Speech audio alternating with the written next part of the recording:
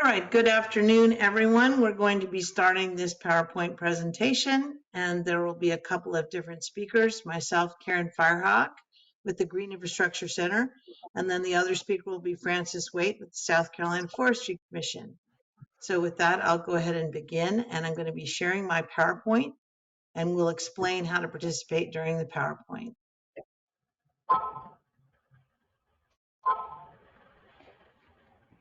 All right. Go ahead, Francis. Hi, thanks, Karen. This is Francis Waite with the South Carolina Forestry Commission.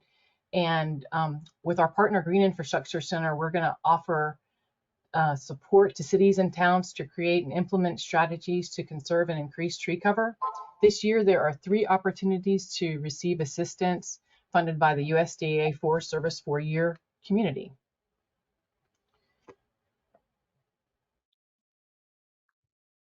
So all attendees are muted, and if you have a question, please use the chat feature. At the end of the recording, we'll be able to cut you on if your microphone on if you would like to ask a question, or you can just write it in the chat.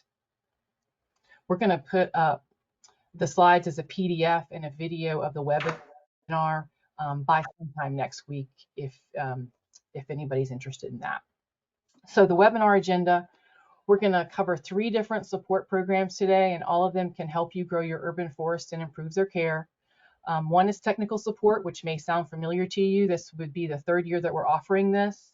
That would be canopy maps, models of tree benefits, and then we also have the direct grants from the U.S. From the South Carolina Forestry Commission. Urban forest management plans, tree inventories are some examples. We've got 2 and 3 are new this year. So we've got trees for South Carolina, and it's going to be a comprehensive multi-year grant to plan and plant urban forests within your communities. And then we've also got the Food Forest Grant, which is going to help communities to establish community food forests.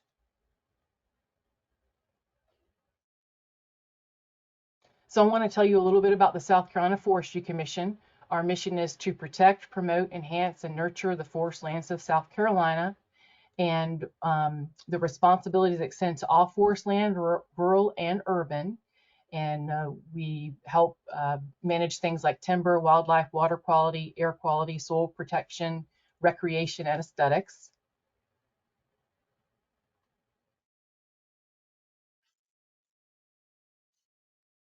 So there's 3 regions in South Carolina that the South Carolina Forestry Commission defines.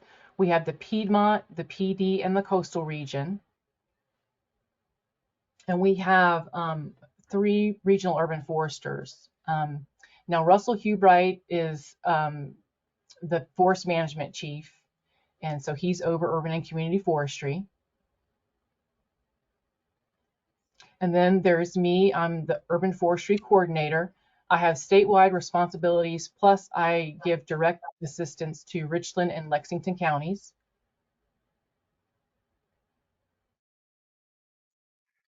And Dina Whiteside's our Piedmont region urban forester, and you can see the counties that she serves. And this is also on our website too, scfc.gov. And you click on management and then urban and community forestry. And so a lot of this information that I'm going over is going to be on the website, but here's her contact information. And we have a new person on our team, Ann Heiler. She's our PD Region Urban Forestry Specialist. So she's taking the place of Lois, and Lois is able to help us some this year to work with introducing Ann to a lot of communities that we've worked with before. She's going to be also reaching out to new communities as well. And you can see the counties that she serves and her contact information. And we have Kara Specht, and she's been with us for several years. She's the Coastal Region Urban Forester. And there's her 13 coastal counties.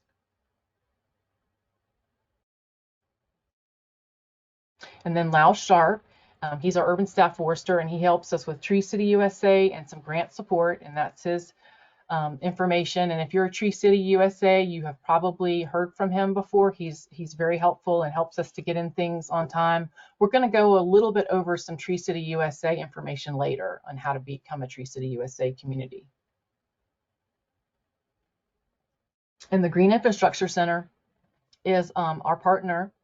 They're a technical service provider for this project through a cooperative agreement with the Forestry Commission. They're a nonprofit organization out of Virginia that helps communities evaluate green assets and manage them to maximize ecology, economy, and culture. And we've got some people going to have offices in South Carolina from Green Infrastructure Center, Martin, and we have Kendall also helping as well. So our program, we're mainly to provide assistance to local governments and organized groups living and working within established, developing, and populated areas. Our program authority comes from a federal program, and all the statutes are applicable to federal administration requirements because of the funding from the federal government.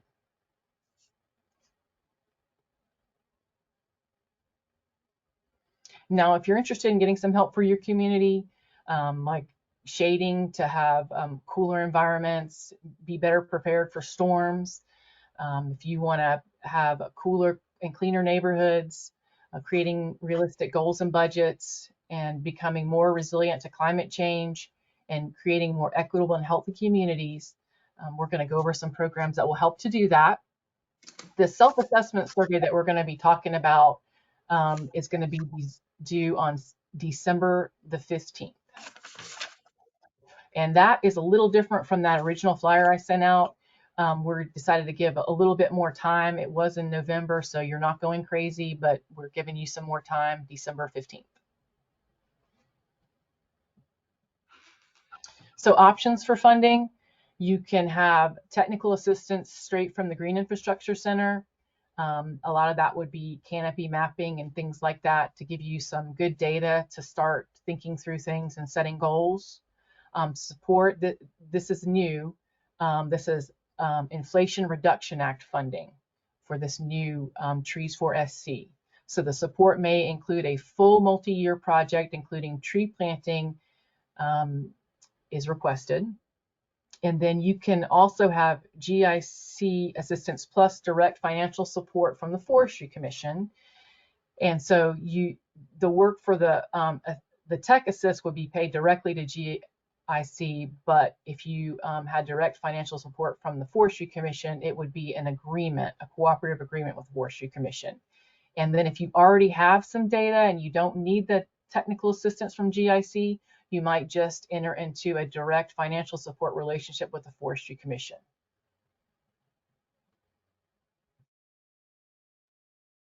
So it's a two-part process. So you need to fill out that self-assessment tool, and that online survey is due on December the 15th. It helps you and communicate with us about the status of your program and discover the technical support you might need. It's pretty quick to fill out once you get all your information together, and you send it. If you're not able to do the online, we can talk about another way to get your information, but it's definitely easier for us if you complete that survey online. A staff will review your responses and contact you, may have some additional questions for you. And based on that information, you might be offered technical assistance through the Forestry Commission, or some technical assistance through Green Infrastructure Center. The invitation to apply for funding would be directly from the Forestry Commission. So if you need a new canopy map and you want to work on a management plan, you might get both. You might get the technical assistance and something from the Forestry Commission.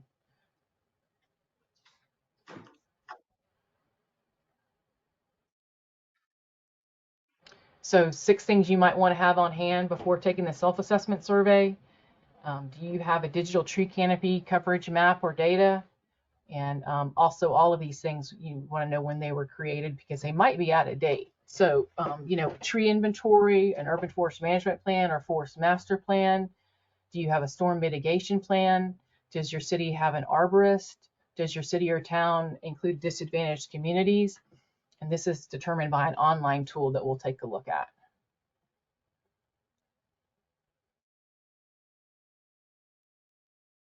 So this is the Climate and Economic Justice Screening Tool. This was created by an executive order directed by the Council on Environmental Quality to develop this tool. It's called the Climate and Economic Justice Screening Tool. It has interactive maps and uses databases that are indicators of burdens in 8 categories: climate change, energy, health, housing, legacy pollution, transportation, water and wastewater, and workforce development. And this tool uses information to identify communities that are experiencing these burdens.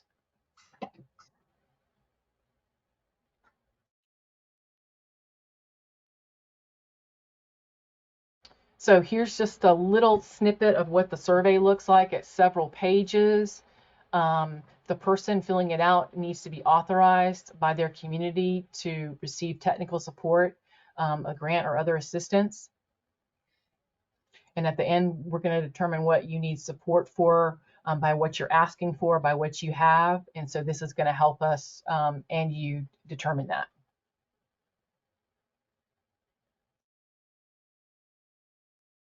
Now, if you get a direct project funding from the South Carolina Forestry Commission, there's going to be matching funds, a 20% match. You can recover indirect costs. There's going to be some ineligible costs. And if applying and qualifying for trees for South Carolina comprehensive support, there is not any matching funds with that grant. And that's because it's going to be all underserved communities, and that's part of the agreement with the Forestry Commission. With the USDA Forest Service. So support available through the Forestry Commission and GIC. Some, like I said, were direct technical support, and some are cash grants to hire a consultant. So what GIC, some examples of that would be canopy mapping, ecosystem benefits modeling, money that you would go into direct agreement with the Forestry Commission and need match would be a tree inventory, tree planting plans, or urban forest master plans.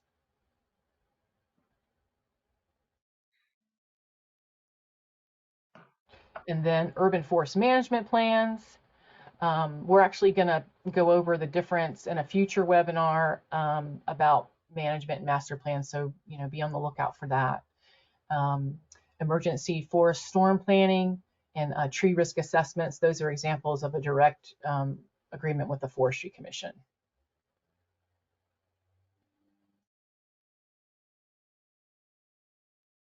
So this technical support is available, like I said, to help with canopy mapping, planning, and management. We really want to help the communities to grow the urban and community forestry capacity for managing their programs. And that's really what we're trying to do here, is just give communities more resources for that.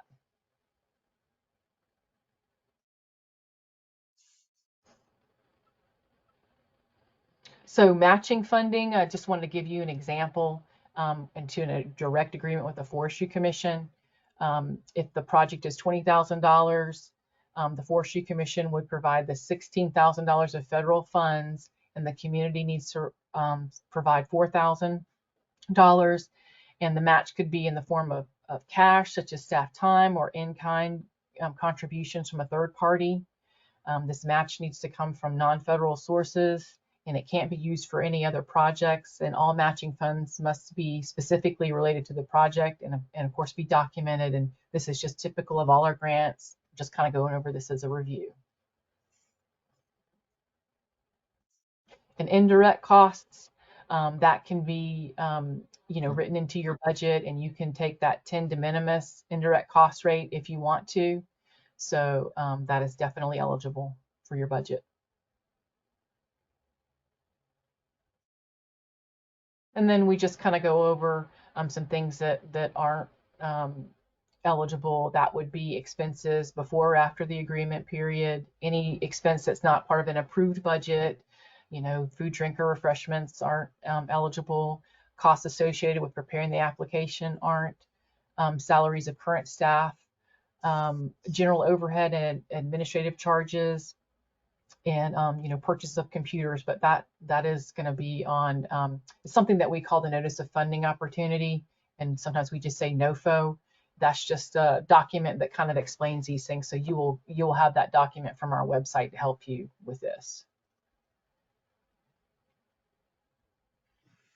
Okay, thanks, Francis. I'll now, this is Karen Firehawk speaking from the Green Infrastructure Center. I'll take over and just give some examples of the types of work that's available. This map on the right is just a quick at a glance highlight of some of the projects that we assisted in this past year. And this assistance is ongoing, so several communities we're still working with this fall and into the beginning of next year. You might notice the map shows a lot of communities in the sort of the northern part of the state, but just rest assured, the year before that, we helped a lot of the southern communities. So it seems to go in waves in terms of who's a plan. So with that, let me just move on. Okay, so we did a number of projects for canopy mapping, setting goals, helping communities develop strategies, and we worked with about 14 communities across South Carolina. So that's an increase. The first year we worked with 10, next year 14. Held workshops have been held or upcoming to review data, discuss challenges that cities and towns are facing, and then identify what can the community do to expand and grow their canopy. And then we also create little mini reports showing sort of what do we find for the canopy, what goals does the community have, and really just explaining the importance of the urban forest so that these little reports can also be used to motivate the city or to show a city council, et cetera. So here's an example of canopy support mapping. So we can create maps for your tree canopy, but actually it includes all the land cover in your community. So you can use these maps for many other activities, not just for planning your urban forest, because we're going to show you the water, the impervious surface, all the different ground cover, as well as the trees. And this map on your left is the canopy. And on the right in orange, it's showing all the spots that you could potentially plant new trees. So we calculate not only what you have, but what might be possible in the future. Then we also work with you on urban forest management planning. So this is an example. In the last year, if somebody wanted to do a management plan, that would be a direct grant from the South Carolina Forestry Commission.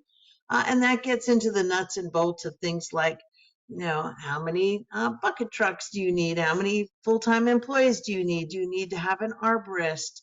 Are you planning to inventory your trees? And it gets into all of that information.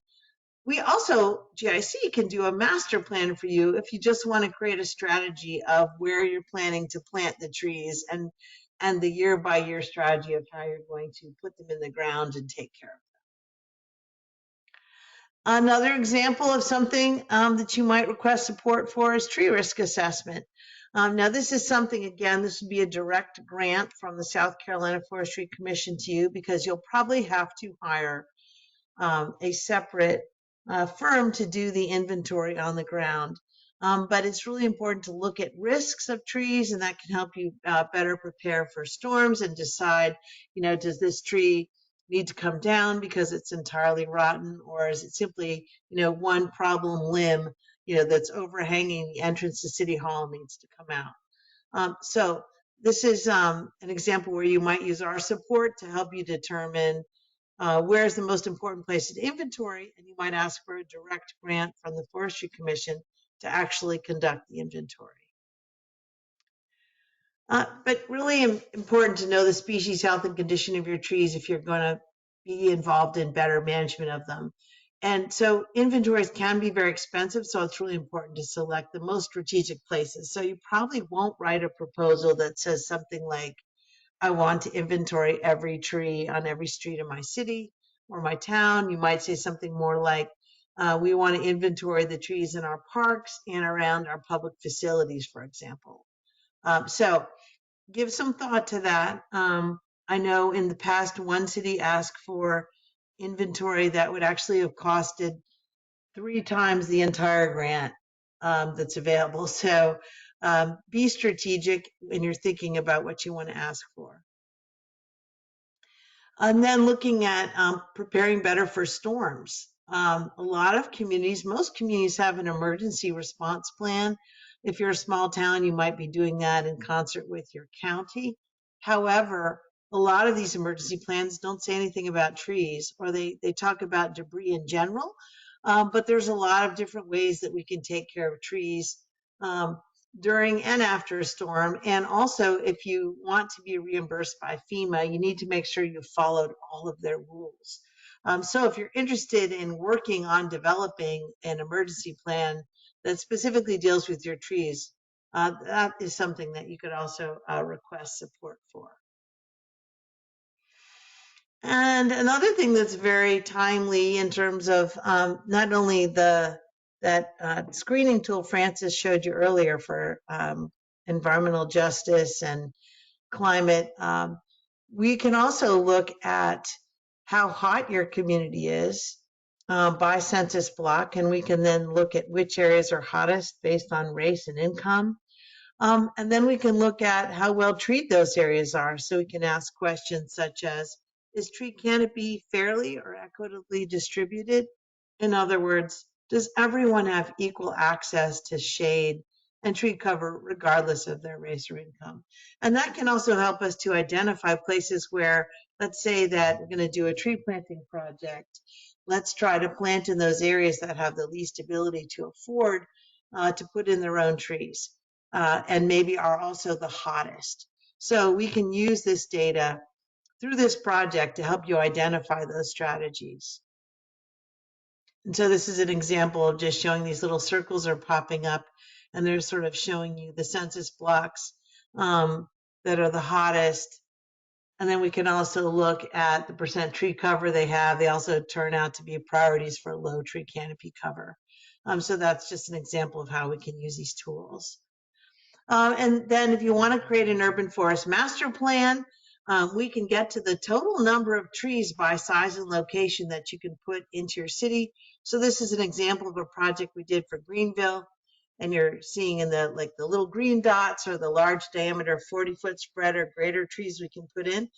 And then we fit as many small trees in the in-between spaces. But you can get very specific with this data. So for example, we figured that we could put 105,468 trees in, and then we break it down by large trees and small trees. So this can be very helpful when you're trying to figure out where you can actually fit trees in the landscape and how much would it cost. New this year, we've just highlighted this a little bit, but I'll go into a bit more detail now. Trees for South Carolina. This is a new program where, thanks to funding from the USDA through the Inflation Reduction Act, we're able to offer a comprehensive program that would last for several years. And so what that means is you would be getting all of the things that most of the things we've talked about, I shouldn't say all, we talked about a lot, but specifically we would be able to map your urban canopy, determine a planting plan for you, an urban forest master plan, then also assist you in obtaining the trees, planting them, and taking care of them, engaging the community and local projects at the neighborhood scale. So, for example, we might work with you to design a city park.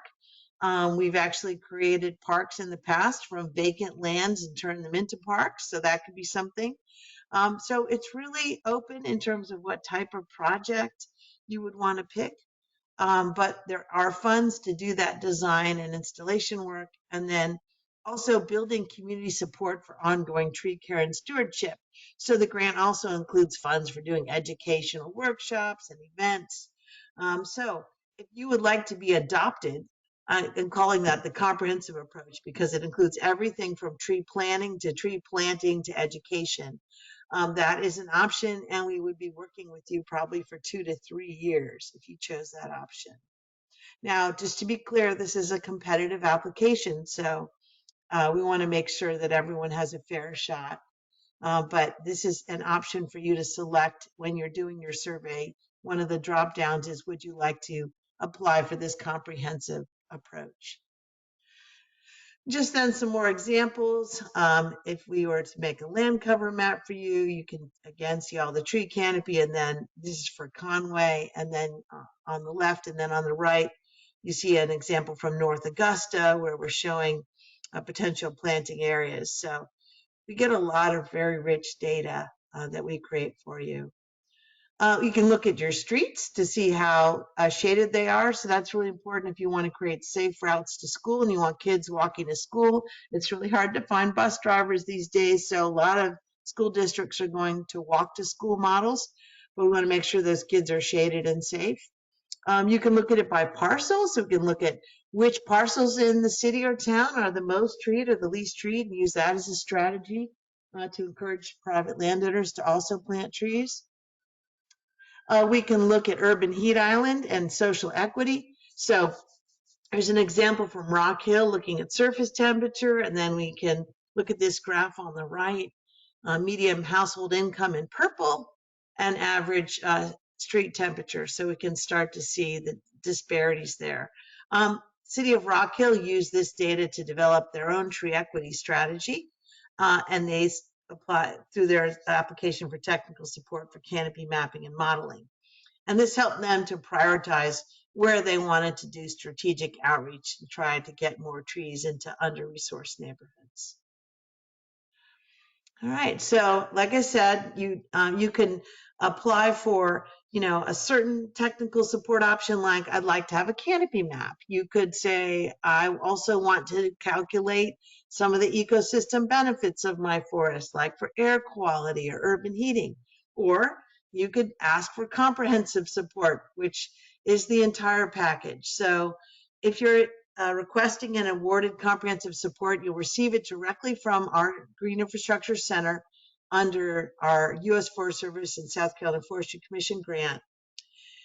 You do have to qualify as a disadvantaged community. So Francis showed you that map earlier, that link, and we'll resend that to everyone. But you simply click on that map and you can look up your community to see if you have areas that are shaded, a dark blue, and that shows you that, yes, indeed, you do have disadvantaged communities. This project has a longer timeline than the basic technical assistance grant. So if you're getting technical assistance like just the canopy map or working on a master plan, and that's it, that's usually 1 year. This one runs 2 to 3 years per community. And if you apply this year and you're not selected, you do have the chance to apply again next year and even the year after that.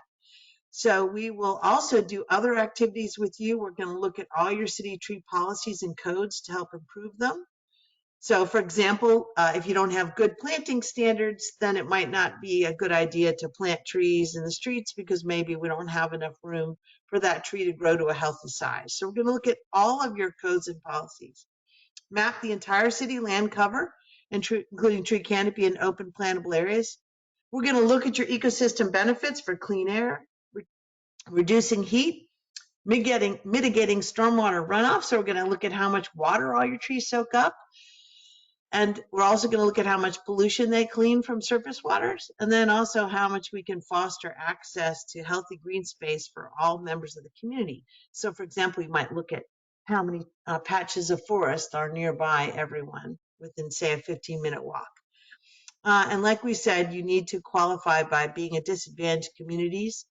So we will map your entire city, but then for the tree planting projects or those things we're doing direct on the ground action, those will take place in those disadvantaged neighborhoods. Okay. We'll also use a point system to try to make sure that we're serving the communities for the greatest need. Again, this is specifically referring to that comprehensive trees for SC support.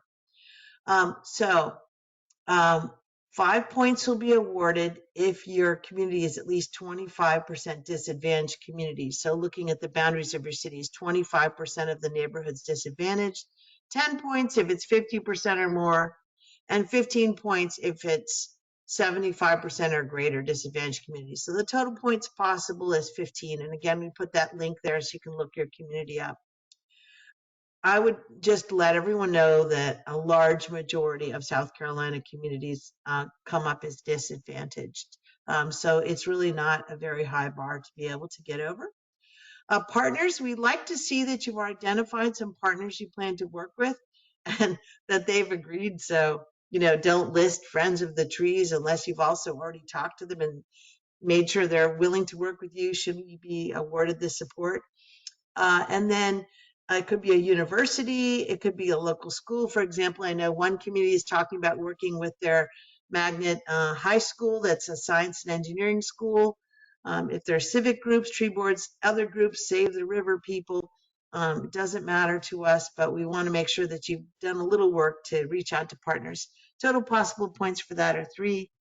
And then results, we'd like you to articulate how you plan to use the results. So for example, you're about to update your canopy, your comprehensive plan, or you're already working on setting a canopy goal, and this work will tie directly into that already identified need. Or your city or town might have a resiliency plan or a sustainability plan or a watershed plan. So just letting us know that you've given a little thought to how you plan to use this information. All right, so I'm going to turn it back to Frances to talk a little bit about Tree City USA. Hi, this is Frances again. Yeah, Tree City USA is something that we encourage all cities and towns to join. It helps create capacity in their urban and community forestry programs, and it's a good way to publicly acknowledge, what you're doing, get some national recognition for that. Communities of any population can qualify, and it helps to contribute to community pride, and you get a flag and also 2 signs for entrances to your community.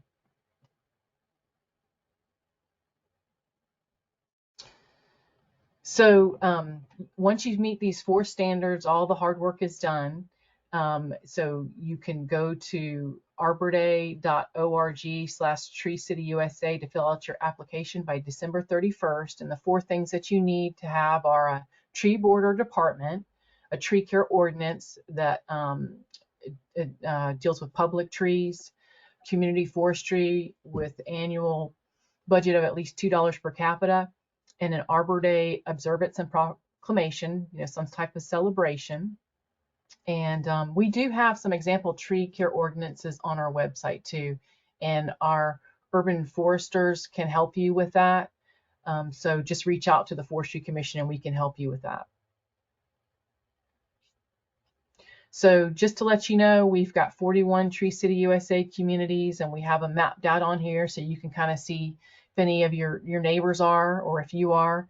We have about 24% of the state living in a Tree City USA community. And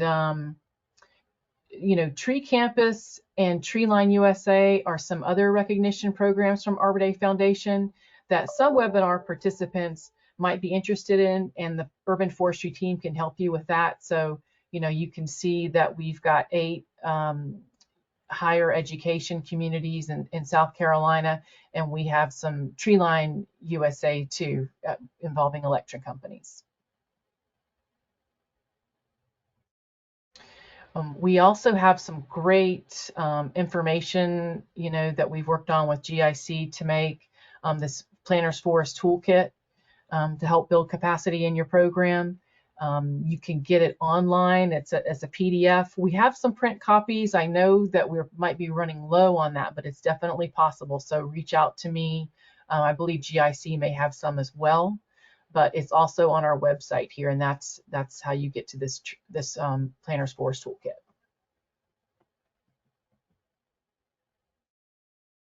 So here's my contact information, and remember, for the survey, that online survey is due December the 15th.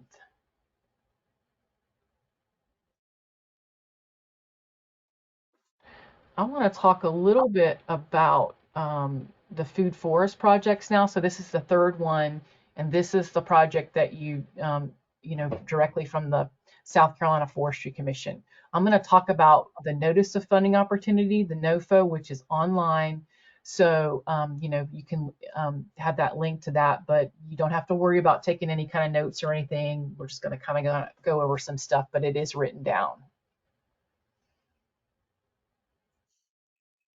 So we do have a pilot project that we're working on right now, the Mulberry Food Forest, and that is a picture of everybody that's kind of involved. I think there's going to be some more, as we go along, but we've got many partners. Examples are Ardmore Neighborhood, Clemson's Design Build students, City of Charleston Parks Department, and Clemson Extension, just to name a few of them. So what we're trying to do with this food forest is create a network of food forests in urban environments. Food forests are edible landscapes arranged in a way that mimics a healthy natural forest. So if you want to maximize the layers and for, just kind of get the most you can in there, that would be great. We just wrote that in the Notice of Funding Opportunity to get you thinking about that. It could be just a more simple orchard, but we just are looking for people interested in doing this sort of thing.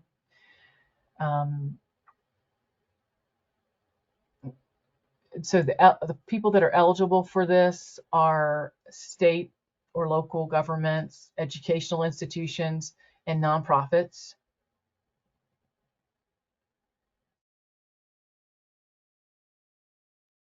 I want to say a little bit about our pilot project. As far as we know, that this is the first food forest in South Carolina. We haven't run across another one. You can see that the Clemson student design build students built that structure. It also has a you can do some plantings on top of that roof. So they built it where you can do that. To the right is a bridge that they put in. The bridge is from one of the Clemson's forests that they've let them use for this. In the background, you can see where the Charleston Parks, where the City of Charleston Parks has kind of cleared out a little bit. They've left some trees to kind of shelter. I know there's a pecan tree and another fruit-bearing tree that they left in there that was already in there. And some trees have been sourced and ordered, including olive, plum, and banana trees. Clemson Extension's provided some input into Charleston Parks Conservancy on plant selection and project logistics. They're planning on planting in February or March. The City of Charleston's going to be putting running water access to the space and working to install the hardscape pathways and fencing. Once these steps have been completed, the Conservancy will be taking the lead to bring in the compost and plant material. And the Conservancy is working with the neighborhood president to keep everyone informed of the progress and volunteer opportunities for the residents. And the Charleston Parks Conservancy Education and Community Gardens team expects to begin educational workshops in February to time it with the planting. I think there's another picture, but yeah, so that's where you can see their bridge that they've installed, the pedestrian bridge. There's a kind of a deep ditch dividing up some of the property. So we have approximately $200,000 available to fund eligible projects. The projects will be awarded through the subaward grant agreements, and we like large projects if possible. The requests for assistance will be considered for a minimum of $15,000 in federal funds. There's no upper limit on funding requests. The Forestry Commission is going to fund projects based on the criteria in this announcement, and we may fund one or multiple projects until the funding is exhausted.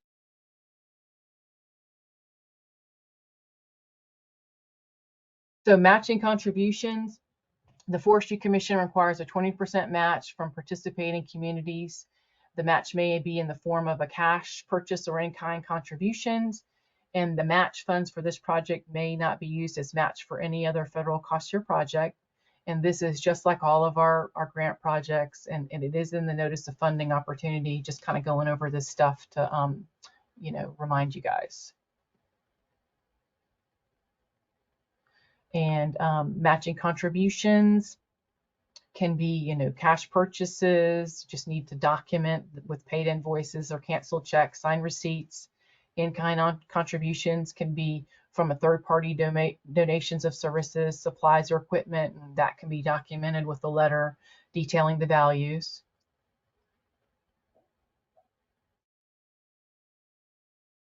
Ineligible expenses for reimbursements or match would be expenses incurred before or after the agreement period, any expense that's not part of the approved budget, food, drinks, or refreshments, and costs associated with preparing the application, and purchase of computers. So these are the things that would be in the notice of funding opportunity that lets you know that they're not eligible for reimbursements or match.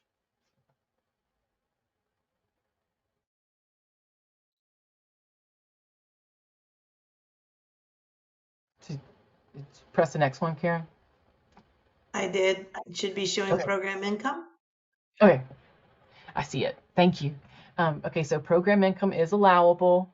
Probably it won't be pertaining to this for you guys, but it is allowable, and it's something that we can address in the budget.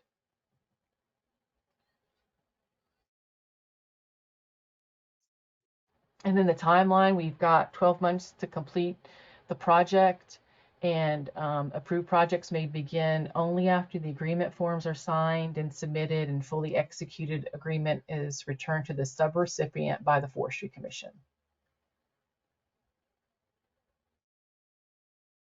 So this has a different due date. This is due December the 8th. This application is due December the 8th. We prefer it if you email it to me, but if you want to give a hard copy, you need to send that to the Forestry Commission headquarters in Columbia, and that address is right there. And the notification date would probably be around February the 5th, and that's approximate. And so probably begin the project around March 2024, and there'd be quarterly reporting, so you can see when the due dates are, and they're also in that notice of funding opportunity. And the end of the project would be September 30th, 2025. That would be no later than date. So application requirements and application review information. The project applications must have clearly stated goals, realistic budgets, well-planned scheduling, utilize volunteers. The Forestry Commission funding will support innovative initiatives that would not occur without Forestry Commission funding.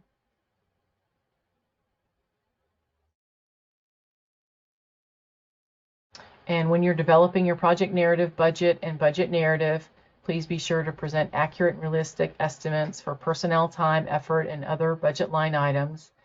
And not meant to be conservative in estimates, but just, realistic.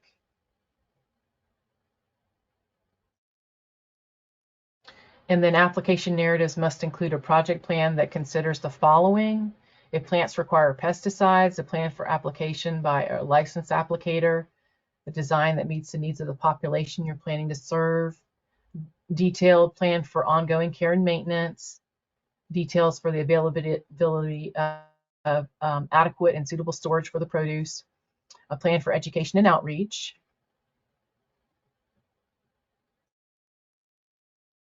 And we encourage you to talk with Clemson and Cooperative Extension. They have a really great website that addresses fruit trees. So that's a really good resource. So the funds are going to be allocated on a competitive basis, and proposals with the highest mean scores will be recommended for awards until the funding is exhausted. You need an average score of 60 points to be considered fundable. The Forestry Commission might ask you for clarification or negotiate the scope of budget before offering the applicant an award. And the Forestry Commission may consider applications based on geographic area to distribute funding across the state. And fundable applications may be pulled out of rank scoring or in order to achieve statewide distribution of funding.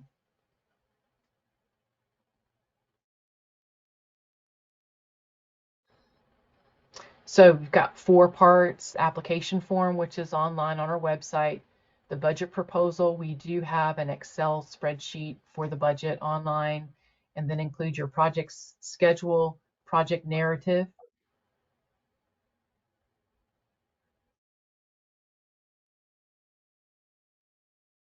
And so, this funding is based on a cooperative agreement that we have with the USDA Forest Service. And so subrecipients must comply with all state and federal regulations. And, the projects must comply with generally accepted accounting principles, document allowable costs, be supported by source documentations like canceled checks and paid bills, etc. And this is just like all of our other grants, but it's in the notice of funding opportunity as well. So administrative matters, you will need a unique entity identifier requirement. So that's on sam.gov registration. And there's the website there. And the payment process, the Forestry Commission payments are made on a reimbursement basis. Subrecipients must file a request for reimbursement, submit their documentation and records for all expenditures. And so that's how you would get your reimbursement.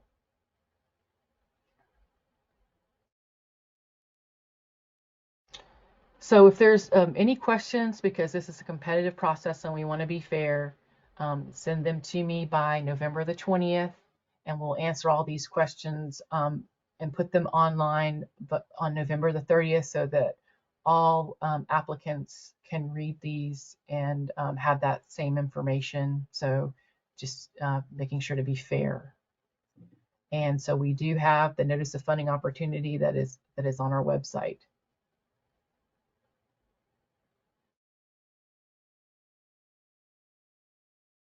So all applications should be signed by the authorized representatives of the agency or organization. Applications must be submitted electronically to me, and paper ones will also be accepted. And so that is December 8th, 2023 by 5 p.m. So this is just letting you know that no one's going to be discriminated against for any reason. And then here, if there's any complaints, this is the contact information for the USDA.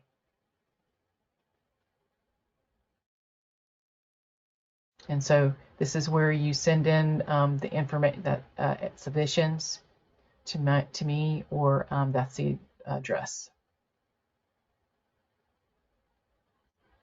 So reminders, bottom line, technical support, which we've been offering for 3 years, and then Trees for SC, which is new, comprehensive urban forest program. You go to the survey and you fill that out, and by 12/15, and then the food forest is due December the 8th. Okay, and if there's any questions, you can ask them in the chat, or you can raise your digital hand, and Karen can cut your microphone on and you can ask your question aloud if you wish. Okay, so we are available to answer questions. If anyone would like to ask a question, you can simply use that raised hand feature to raise your hand and ask a question. I will then unmute you. So far, I'm not seeing any raised hands. Going to the question pane. So let me start, and thanks, Stephanie. I just saw you raise your hand. All right, so Taylor asked if there will be a copy of the slides. Yes, we will PDF the slides and send them to everyone who's on this webinar, probably about within the next hour. Will this presentation be shared via email or available on the website? I will certainly share it by email, but I'm sure that South Carolina Forestry Commission can also post it on the website. Thanks for a Yes, no great problem. presentation. Okay, and thanks for, Kara thanked us for a presentation. You're much welcome. All right, and then Joelle, can Trees Upstate apply for this as the lead or not? I'm not sure what you mean But, oh, you mean whether you can apply for this. Francis, do you want to take that? So she's asking, as a nonprofit organization, can they be the lead applicant, or, for example, would their city or county have to be the lead? To lead for the food forest, a nonprofit can apply directly for, but for the technical assist or the IRA, which is the Trees for SC, you must be a municipality. Okay. So I hope that answered the question. All right. So now I'm going to go to anybody who's raised their hands. Just give me a second. Stephanie Mitchell is up next. So let me just go to her. Sorry, a little bit. Just changed the interface on this thing.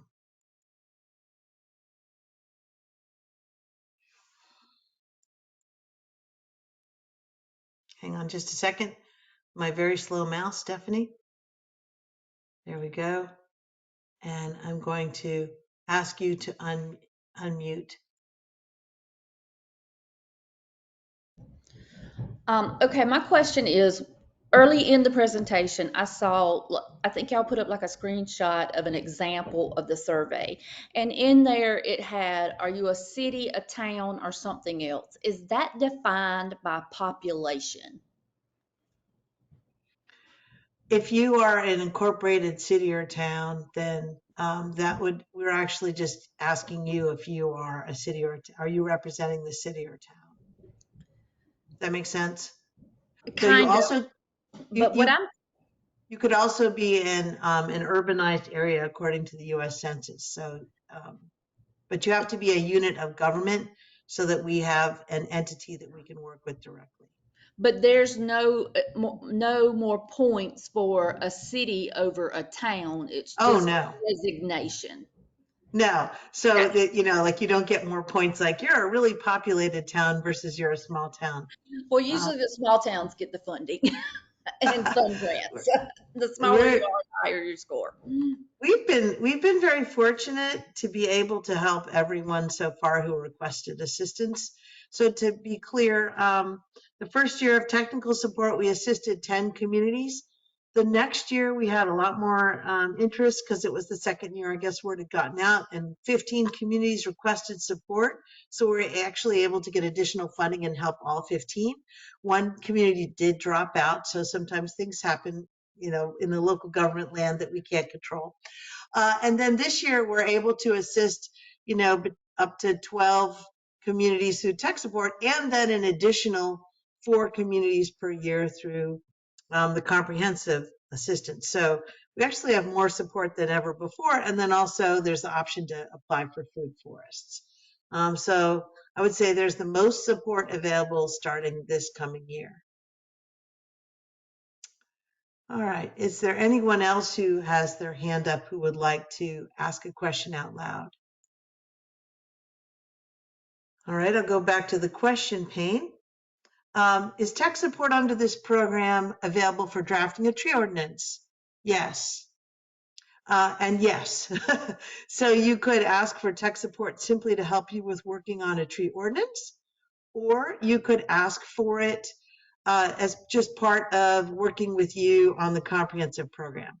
So the comprehensive program, where we work with you for several years, we really look at what you need help with, and there's a lot of options, so that you, you know I didn't list every option that you could come up with. For example, somebody could say that they wanted to work on designing green streets, and that might be something that we'd work on. All right, Charles Drayton also has his hand up. So let me go to him and find him in my list here. Just a second.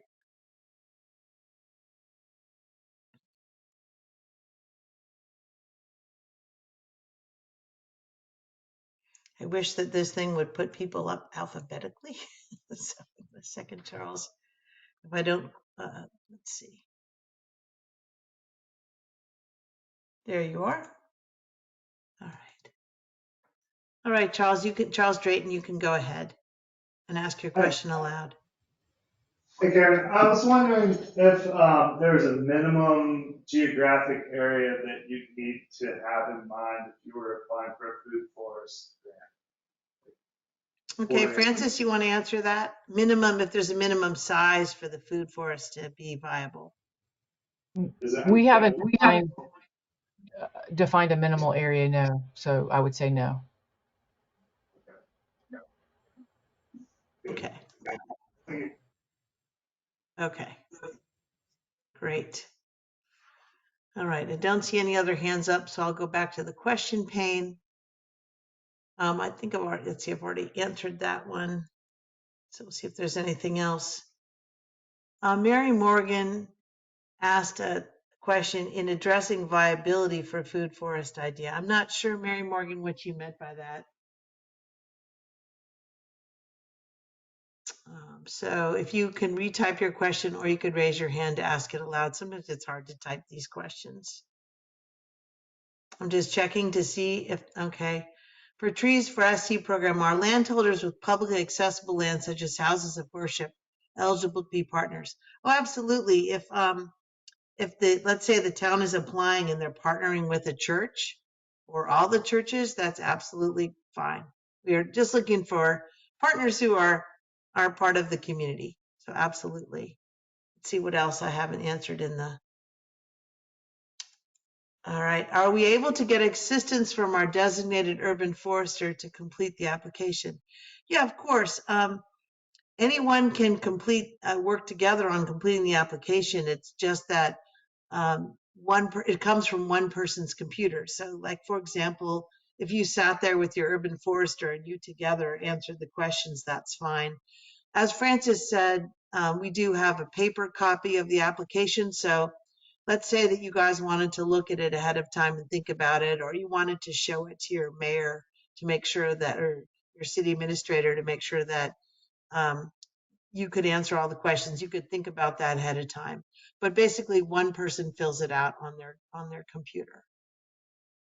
Okay, let me just see if there's any other questions that we haven't addressed yet. Okay. I think that we have answered all of the questions. There's one more hand raised.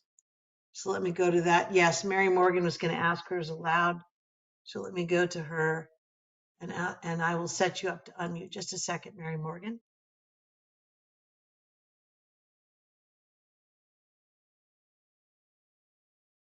All right. You should be able to ask that question aloud now. What I was asking about the other question about the food forest, the viability of the idea, is that something that the urban forester can speak to too, since it's a new thing, to know that what you're asking for is actually something that would work? Okay, so I think what you're asking is, what if we're going to be evaluating it on, is this a practical food forest that could actually work? Exactly. Like you're not planting pineapples in your food forest, which we know don't grow in South Carolina.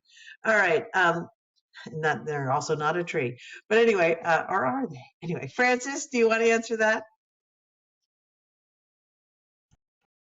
Yeah, that's kind of, we have that checklist that where it's a rubric where, everything is awarded points. And if you take the time to look through that, I think that was going to help you answer your questions. It helps you to kind of have a really complete idea.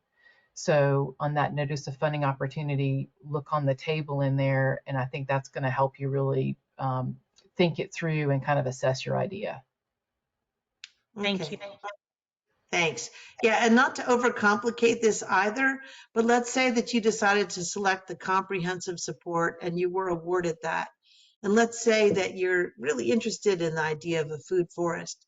That could be one of the projects that you decide to undertake as part of the comprehensive support.